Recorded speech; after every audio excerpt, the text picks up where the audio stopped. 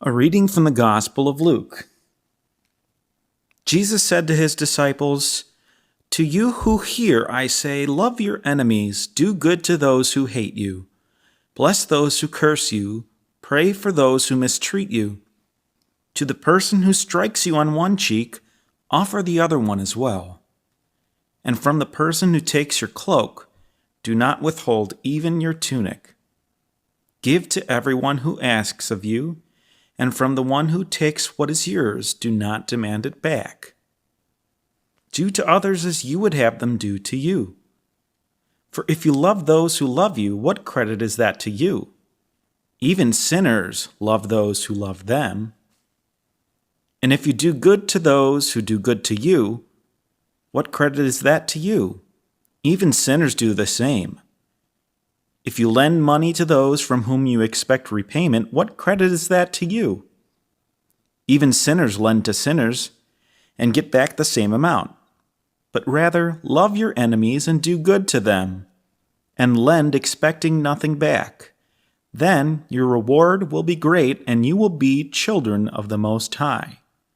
For he himself is kind to the ungrateful and the wicked. Be merciful just as your Father is merciful. Stop judging, and you will not be judged. Stop condemning, and you will not be condemned. Forgive, and you will be forgiven. Give, and gifts will be given to you. A good measure, packed together, shaken down, and overflowing, will be poured into your lap.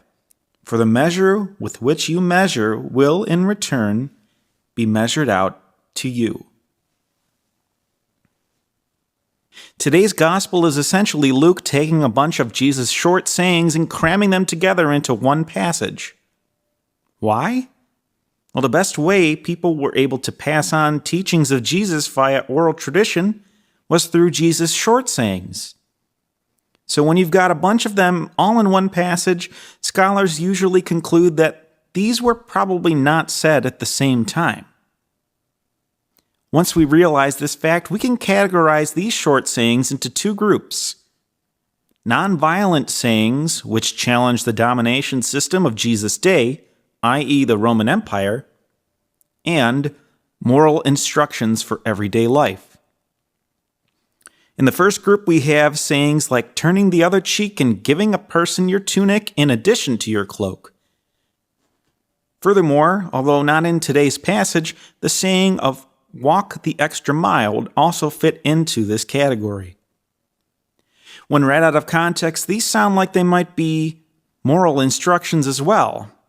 However, in context, these are actually ways to respond to the oppressive employees of the Roman Empire, the most common of which, for Jesus, would be a Roman soldier. First, if a Roman soldier were to slap your cheek, the Roman soldier is not allowed to slap the other cheek. So if you were to offer your other cheek and the soldier slaps it, the Roman soldier would be breaking protocol and, as such, would probably get in trouble. Second, if a soldier instructs you to walk a mile and then you in turn walk an extra mile, this would also be breaking protocol. And finally, if you are instructed to give the soldier your cloak, and you in turn also give your tunic as well, then you are standing in front of the soldier completely naked, which is clearly breaking protocol and would most likely get the soldier in a great amount of trouble. I always find this last one absolutely hilarious because Jesus is being very much a comedian here. Now, moving on to the second group, these moral instructions are, in my opinion, the most difficult ones to follow. First, loving your enemies is definitely counterintuitive, but the genius of it is that if you really love your enemies, are they really enemies anymore? Second, not judging so that you won't be judged seems to be the easiest on paper, but hardest to do in practice. However, the third and most difficult of all is to give to anyone who asks of you and don't demand it back. Or, more succinctly, Lend without expecting anything back. The best way to summarize this is to give without expecting anything in return. And yes, anything. If you've ever heard someone say, "I don't really want anything in return, but a thank you would be nice," that would be a violation of what Jesus is saying here. If you're expecting a thank you, then you are expecting something in return.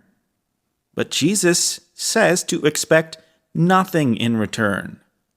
Nothing, nada, zilch, nothing. No matter how little you might expect in return, any expectation violates this last saying. And that's what it takes to be a disciple of Jesus. We are called to a higher standard than what the world gives us. Of course, we should say thank you and be grateful. But should we expect it in return? Jesus would say, absolutely not.